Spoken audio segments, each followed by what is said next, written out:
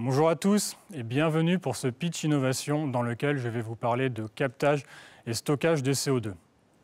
Alors, sachant qu'en France, environ 98% de l'électricité est aujourd'hui produite sans émission directe de CO2, vous allez très certainement me demander pourquoi EDF travaille-t-elle sur le captage et le stockage de CO2. Eh bien, la raison est simple. EDF s'est engagé à atteindre la neutralité carbone en 2050.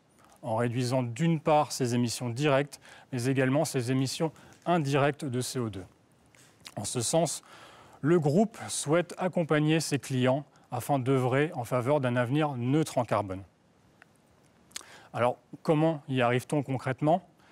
Eh bien, la voie la plus simple et la plus économique de décarboner massivement la société consiste à électrifier les usages à partir d'électricité bas carbone, qu'elle provienne soit des énergies renouvelables, soit du nucléaire.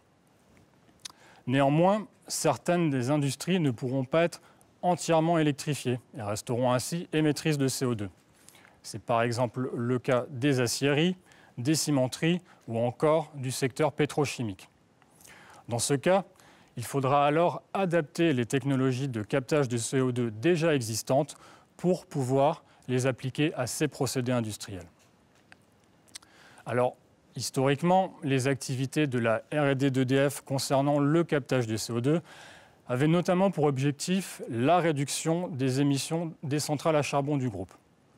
La R&D avait notamment participé à la mise en œuvre d'un pilote industriel capable de capter jusqu'à 1 tonne par heure de CO2 sur la centrale à charbon du Havre.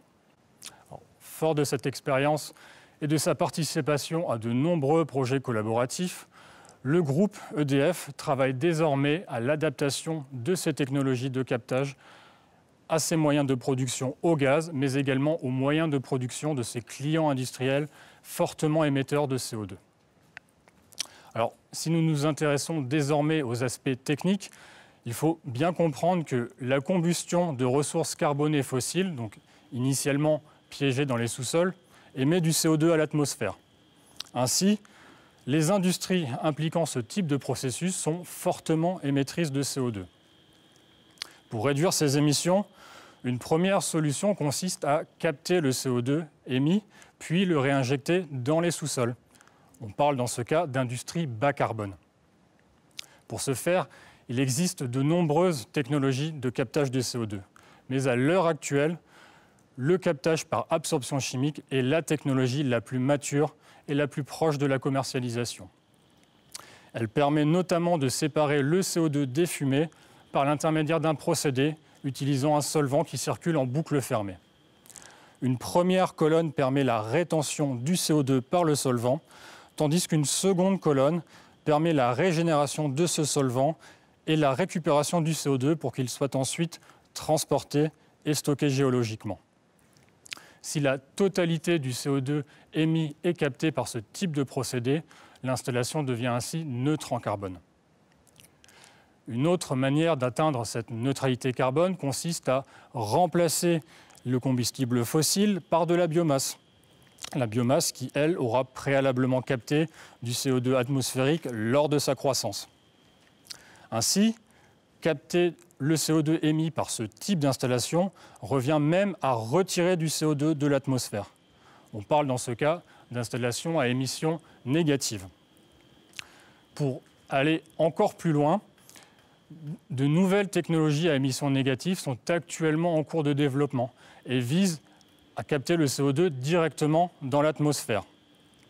Alimentée par de l'électricité bas carbone, elle permettrait également de s'affranchir de l'utilisation de ressources fossiles.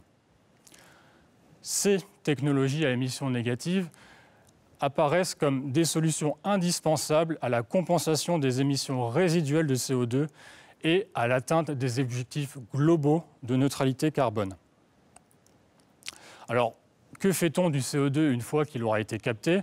Eh bien, le transport et le stockage géologique apparaissent comme la solution permettant de séquestrer durablement des volumes importants de CO2. Néanmoins, ces étapes nécessiteront le déploiement à très grande échelle d'infrastructures dédiées. Finalement, une plus faible proportion du CO2 capté pourra également être valorisée sur différents marchés, comme par exemple celui des carburants alternatifs, celui des produits chimiques ou encore celui des matériaux de construction innovants. En définitive, la filière de captage et stockage des CO2 offre un large panel de technologies complémentaires et essentielles à la décarbonation de l'économie mondiale. Pour son déploiement à grande échelle, cette filière devra cependant répondre encore à de nombreux défis, notamment technologiques et économiques, mais également réglementaires et sociétaux. En ce sens, il faudra ainsi maintenir les efforts de R&D pour inventer et industrialiser des procédés de décarbonation abordables. Mais ces seuls efforts ne suffiront pas. Ils devront également être accompagnés par la mise en œuvre de mécanismes incitatifs dont les contours restent encore à définir.